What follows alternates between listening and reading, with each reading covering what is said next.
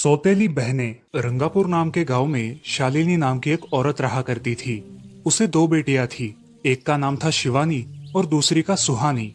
शिवानी जब छोटी थी तब उसकी माँ गुजर गई थी, जिसके कारण उसके पिता रघु ने दूसरी शादी कर ली।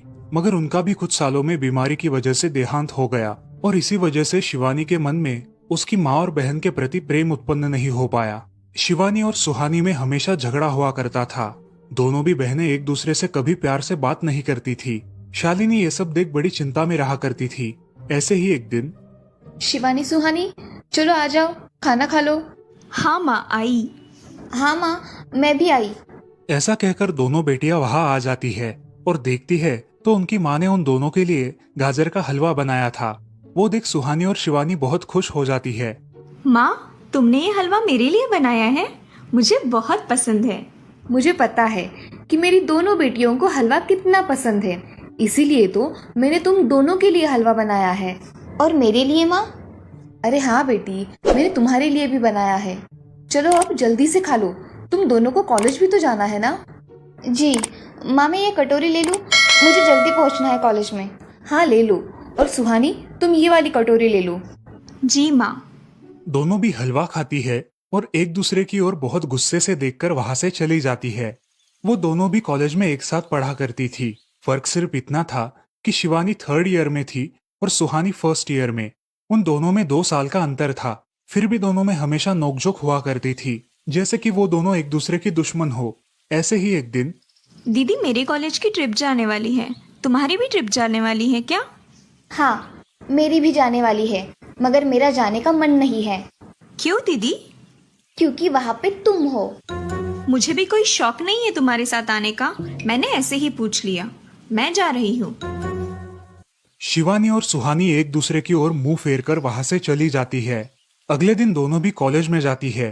तब उनके टीचर उनसे पूछते हैं, शिवानी, तुम कॉलेज की ट्रिप में आने वाली हो?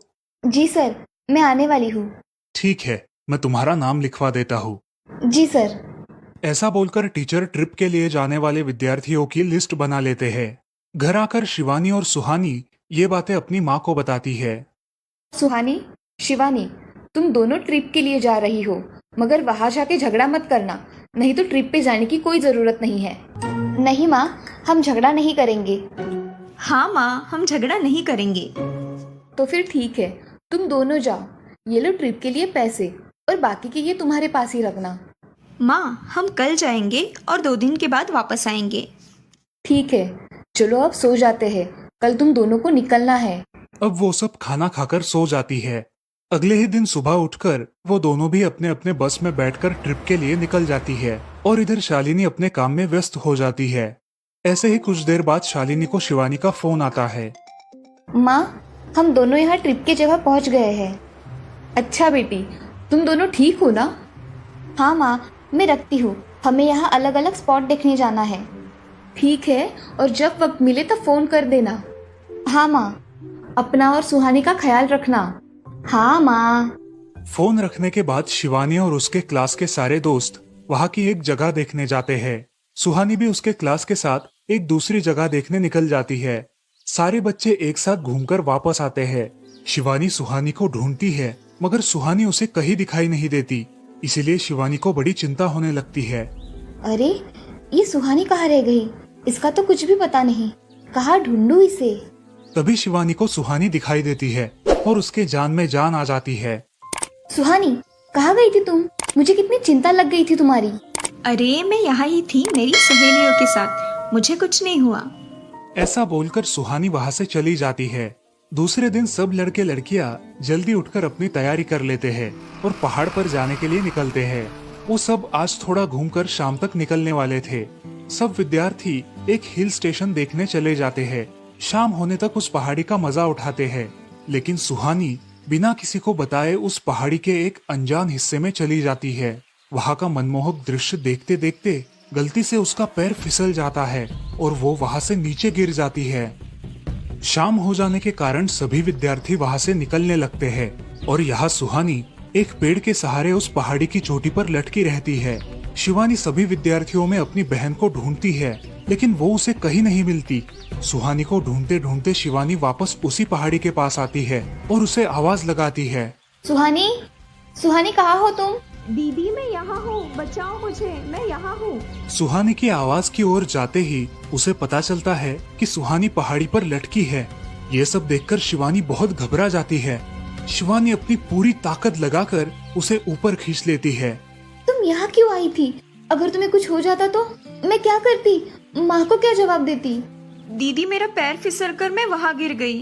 मैंने बहुत आवाज दी मगर मेरी आवाज किसी ने नहीं सुनी। तुम ढूंढती हुई आई और मुझे बचा लिया। तुम दुनिया की बेस्ट दीदी हो। हाँ सुहानी, चलो अब घर जाने के लिए देर हो जाएगी, बस निकल जाएगी। सुहानी को ऊपर खींचते वक्त शिवानी के हाथ पर बहुत सारे जख्म हो गए थे, इसीलिए सुहानी अपनी ओढ़नी फाड़कर उसके हाथ पे बांध देती है और अब वो दोनों बस के पास चले जाते हैं। क्या हुआ है शिवानी, हाथ से खून बह रहा है तुम्हारे? कुछ नहीं सर, मैं वहाँ पे गिर गई थी, अब मैं ठीक हूँ। टीचर और सारे छात्र गाड़ी में बैठकर घर जाने के लिए निकलते हैं। घर आने के बाद शिवानी सारी हकीकत अपनी माँ को बताती है और वो सब सुनकर माँ दोनों को गले लगाकर रोने लगती है। तुम दोनों एक दूसरे के साथ होते हो इसीलिए मुझे कोई टेंशन नहीं रहता, मगर मेरी बच्चियों खुद का भी ख्याल रखा करो। उस दिन के बाद दोनों सौतेली बहनों ने अपने बीच की सब नोकझोंक बंद कर दी और हंसी खुशी सगी बहनों की तरह रहने लगी। दोस्तों, इस कहानी से हमें ये सीख मिलती है कि हम सबको एक दूसरे के प्रति द्वेष की भावनाएं छोड़कर प्यार से रहना चाहिए। चंदनपुर नाम के गांव में चंपा नाम की एक औरत रहती थी। पति, 2 बच्चे और एक बेटी, ऐसा उनका पूरा परिवार था। उसका पति श्रीधर पोस्ट ऑफिस में जॉब करता था। उसके कमाई से ही घर चलता था। चंपा ने अपने घर के सामने एक छोटी सी दुकान खोल के रखी थी। उससे उसे जो भी मुनाफा होता वो अपनी बेटी की शादी के लिए जमा करके रखती। ऐसे ही बहुत दिन बीत जाते हैं। अब बच्चे भी बड़े हो जाते हैं। बड़ा बेटा अशोक डॉक्टर और छोटा बेटा रवि वकील बन जाता है और दोनों अपनी ट्रेनिंग पूरी करने लगते हैं। एक दिन उनकी बहन ज्योति के लिए एक अच्छा रिश्ता आता है और ज्योति की शादी पड़ोस के गांव के सरपंच जी के बेटे से हो जाती है। ज्योति बहुत ही कामचोर और गुस्सा करने वाली होती है। इसी कारण उसके ससुराल से उसे निकाल दिया जाता है। वो अपने पति को लेकर अपने मायके रहने आती है। अब चंपा का जमाई दुकान चलाता है और चंपा और ज्योति आराम से वहाँ रहती है। अरे ज्योति, जरा अपने कामचोर पति को कुछ काम करना क्यों नहीं सिखाती हो? कुछ काम का नहीं है वो। अरे हाँ माँ, उनके पिताजी ने तो उन्हें ही घर से निकाल दिया और हमारे माथे मर दिया। जाने दो, पति है। माँ और बेटी इसी तरह तानेबाजी करती रहती। अब बड़े बेटे अशोक की शादी उन्हीं के गांव के एक लड़की से करा दी गई, लेकिन उस लड़की से भी चंपा बहुत काम करवाती और वो बेचारी सासू माँ का आदर करके सब काम चुपचाप करती थी। एक दिन वो काम करके थक गई और एक जगह पर बैठ गई।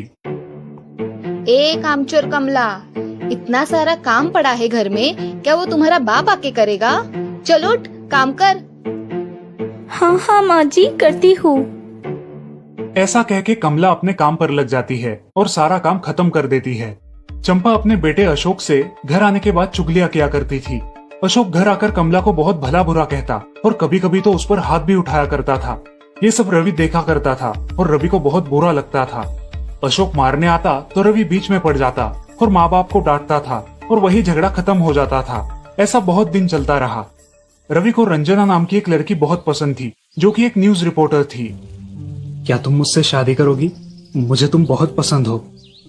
हाँ, मगर रवि, तुम्हारे घर में तुम्हारी माँ का बर्ताव मुझे बिल्कुल पसंद नहीं है, इसीलिए पहले तुम इसका कोई हल निकालो। अरे रंजना, मैं हूँ ना तुम्हारे साथ, तुम्हें टेंशन की क्या बात है? मगर रवि, तुम भी अगर मुझे मारने पीटने लगे तो मैं तुम्हें कोर्ट में खींचूंगी। अरे हाँ बिल्कुल, वो तो तुम्हारा अधिकार है। अगले दिन रवि अपने घर में रंजना के बारे में बताता है। रवि की माँ चंपा उसे साफ मना कर देती है। रवि, तुम्हें कुछ समझ आता है या नहीं? अपनी बिरादरी की लड़की से शादी करो बेटा। इस घर में ये आखिरी शादी है और मेरे भी कुछ अरमान है बेटा। अजय, आप कुछ कहते क्यों नहीं? हाँ बेटा, तुम्हारी माँ सही कह रही है, तुम इसकी बात मान जाओ बेटा। नहीं पापा, मैं शादी करूंगा तो सिर्फ रंजना से, वरना मैं शादी नहीं करूंगा। सब चुप हो जाते हैं। अगले दिन रवि मंदिर से शादी करके घर आता है।